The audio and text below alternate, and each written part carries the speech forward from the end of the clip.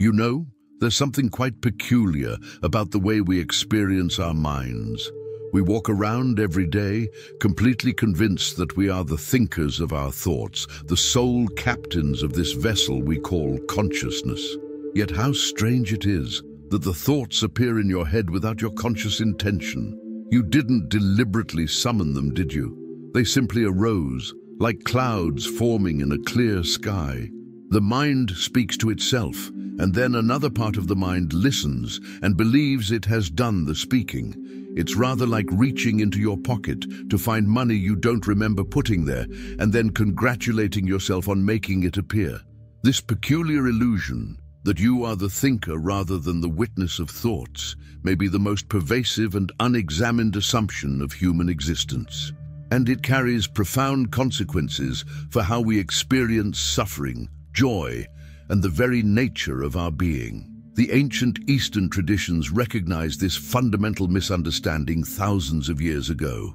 They saw that we are not generating thoughts but experiencing them, much as we experience sights, sounds, and sensations. The thinking process happens by itself, through you rather than by you.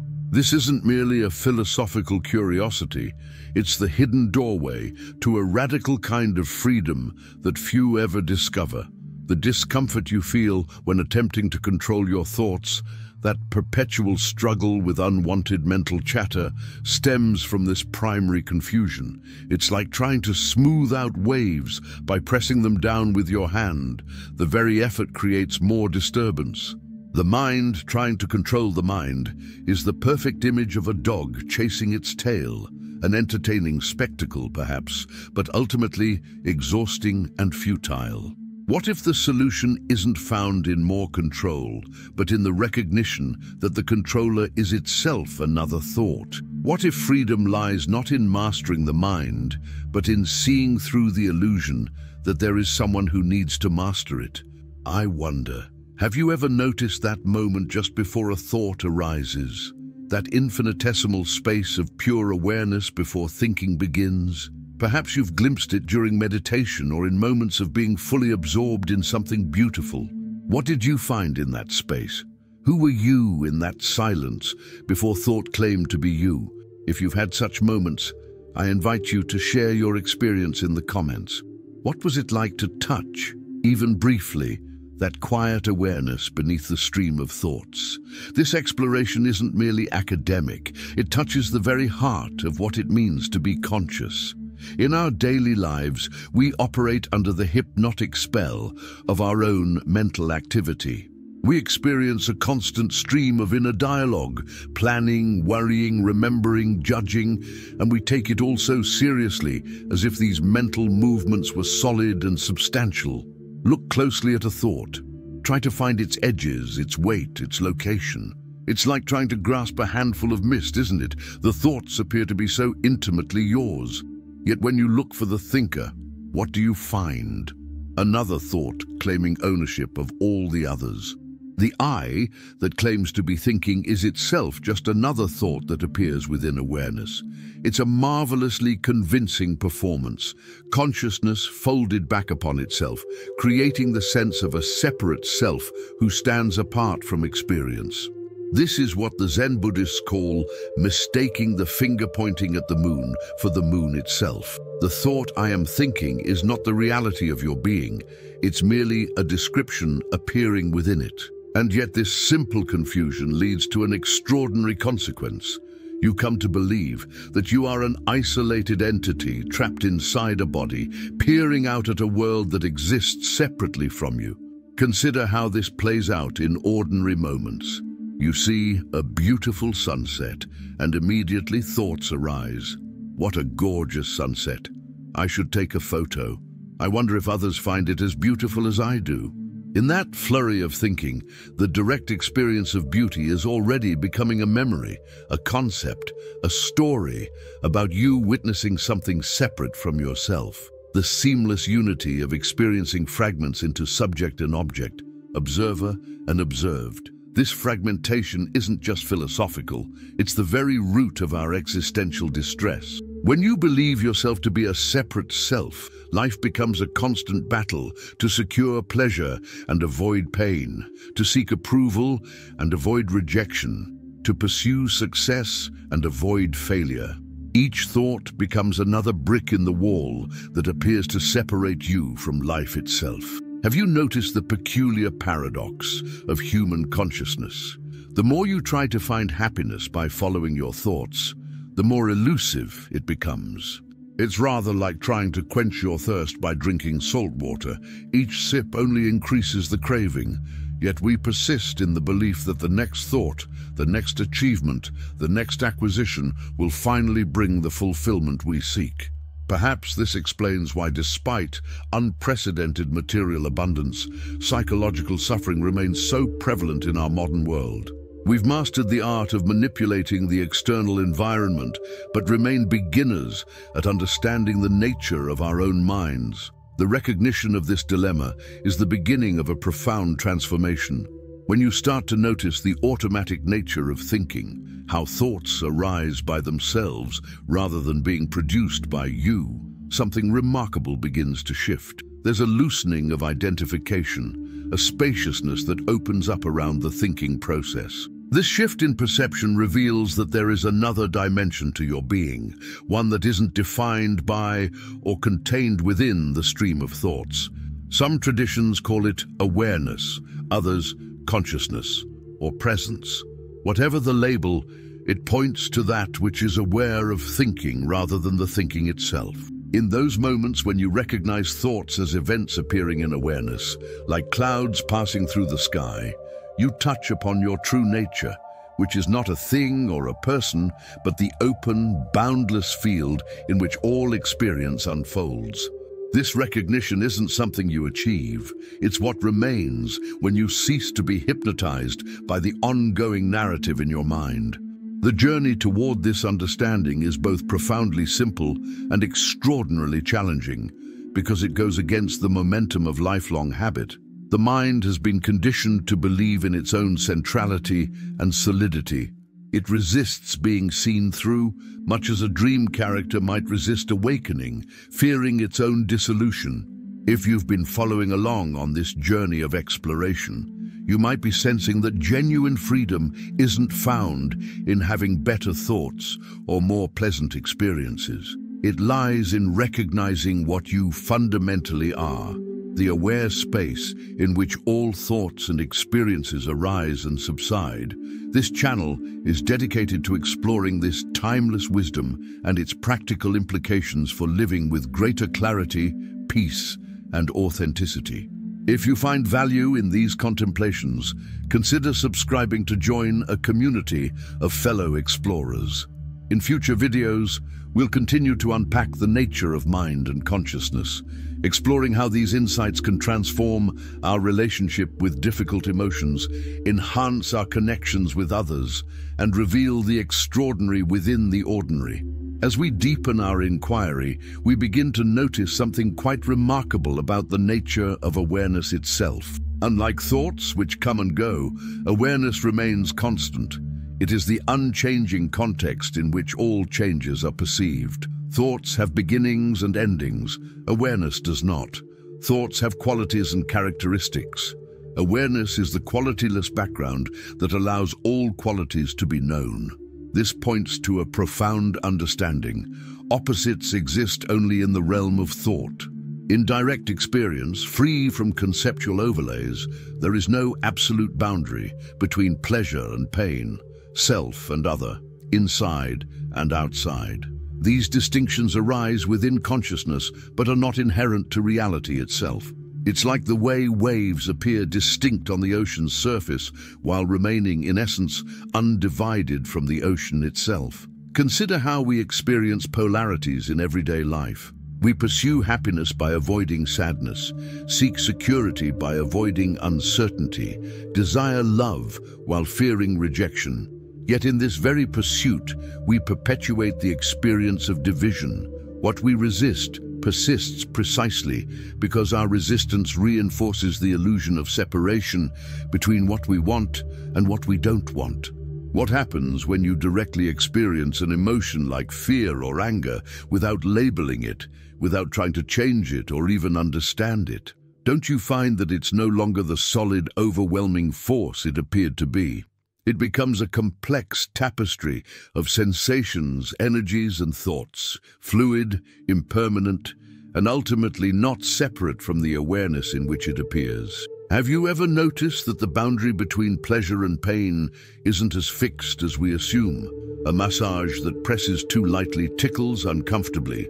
Pressed with the right intensity, it becomes pleasurable.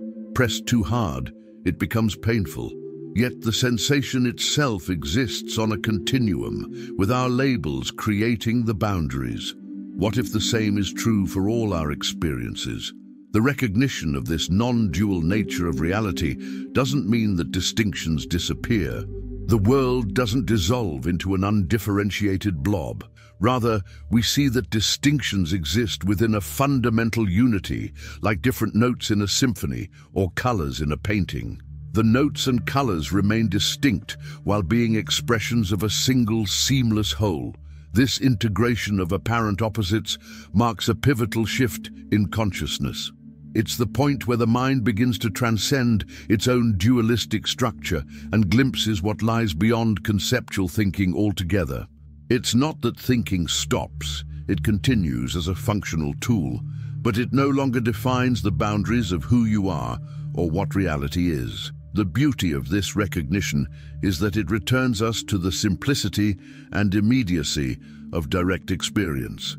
Life is no longer a problem to be solved, but a mystery to be lived. Each moment appears fresh, uncontaminated by the residue of past interpretations or future projections. The ordinary becomes extraordinary, not because it changes, but because we perceive it without the veil of habitual thinking. Imagine walking through a familiar neighborhood without the internal commentary that normally accompanies perception. Without the thoughts that label, judge, compare, and analyze. What remains? Pure seeing, hearing, feeling, the vibrant aliveness of direct experience. The trees are no longer trees, but unique expressions of life, never before seen in exactly this way.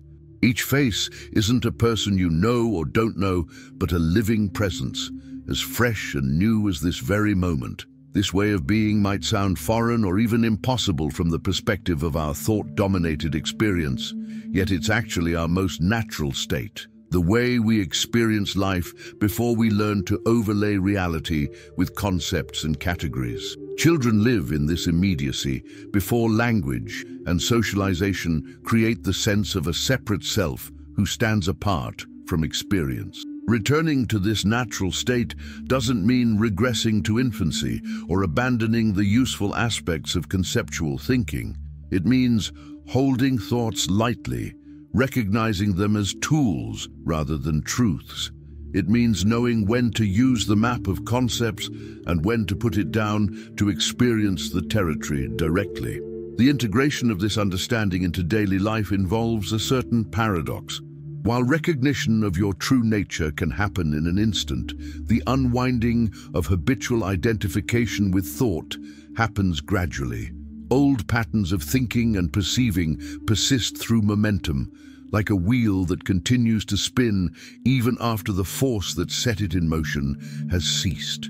Yet with each moment of clear seeing, each recognition that you are not limited to or defined by the contents of your mind, the wheel slows a little more. The gaps between thoughts widen. The compulsive doing relaxes into being. You find yourself responding to life from a place of spacious presence rather than reactive thinking. This transformation isn't always comfortable. As identification with thought loosens, you may encounter fears you didn't know you had. The fear of emptiness, of loss of control, of dissolution. The conceptual mind, designed to create boundaries and maintain the sense of a separate self, can interpret the falling away of these boundaries as a kind of death. In a way, it is a death, the death of an illusion. What dies is not you, but the limited concept of who you thought you were. What remains is what has always been here, the aware presence that has been constant throughout your life, regardless of the changing contents of your experience. This is why many spiritual traditions speak of dying before you die. They're pointing to the letting go of identification with the separate self-sense before the physical body reaches its end. In this psychological death, what falls away is unnecessary suffering, the painful contraction around a center that doesn't actually exist. The journey I'm describing isn't about achieving some exotic state or becoming a different person.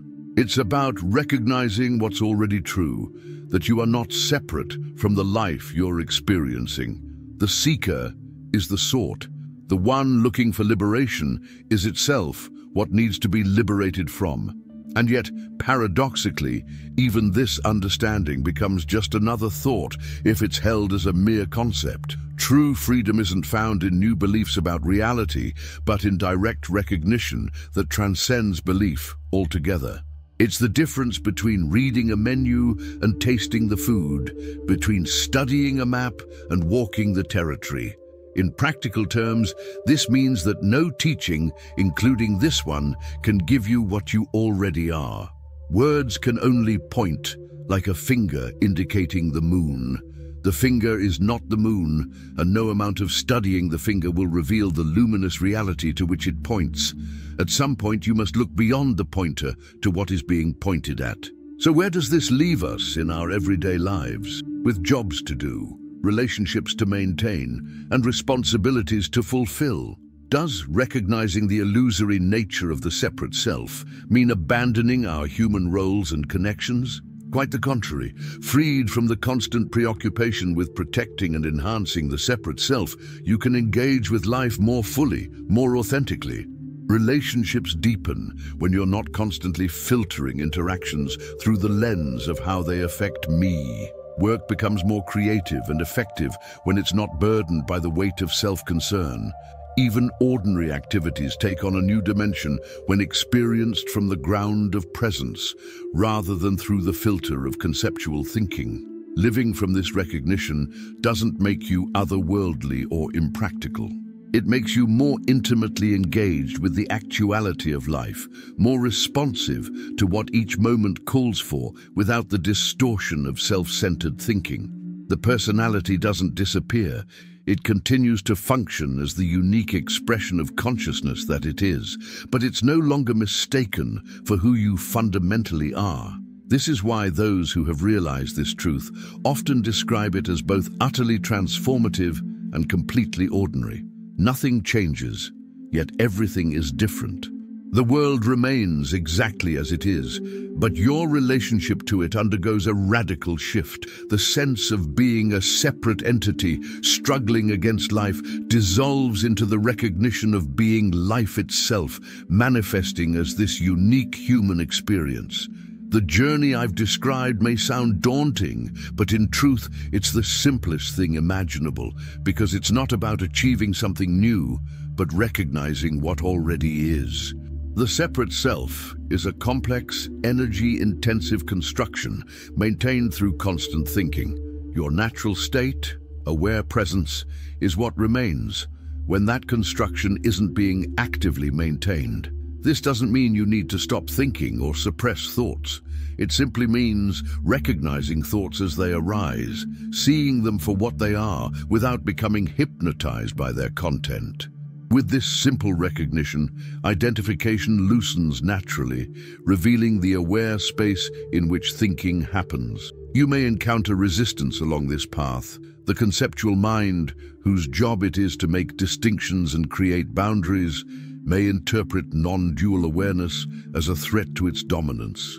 It may generate doubts, objections, and fears. It may insist that this understanding is too abstract, too impractical, or too challenging to integrate into ordinary life. These resistances aren't obstacles, but opportunities to see how the mind creates and maintains the illusion of separation. Each objection, examined closely, reveals another aspect of how thought constructs the sense of a separate self. By meeting these resistances with curious awareness rather than struggle, they become doorways rather than barriers. The beauty of this journey is that it's not linear. It's not about progressing from point A to point B. Each moment offers a fresh opportunity to recognize your true nature, regardless of what came before. You can't fail at being what you already are. You can only temporarily forget, and even that forgetting happens within the aware presence that you are. What I'm pointing to isn't an achievement but a homecoming, a return to the simplicity and fullness of being that has been obscured but never lost. It's the recognition that what you've been seeking through endless doing and becoming has been here all along as the very ground of your being. The mind that has spent a lifetime searching outward turns around and discovers that what it sought was never absent. Like a wave looking for the ocean, the very act of seeking reinforced the illusion of separation from what was already fully present.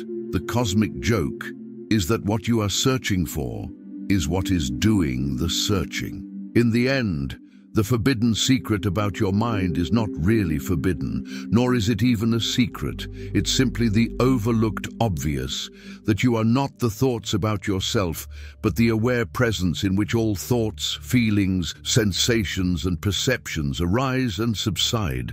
This presence isn't a thing among other things, but the open, boundless field of being itself, expressing as this unique human life. When this is recognized, not as a concept, but as your lived reality, the search ends, not because you found what you were looking for, but because you recognize that what you are is what you've been seeking all along.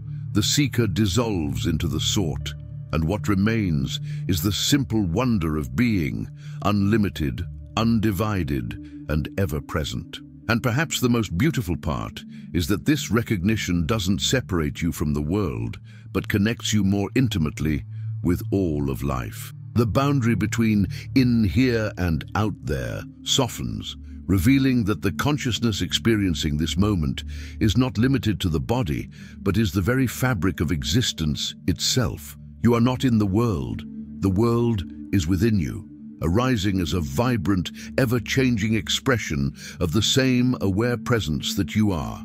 This understanding completes the circle, bringing us back to where we began, the peculiar nature of mind and the illusion of being the thinker of thoughts.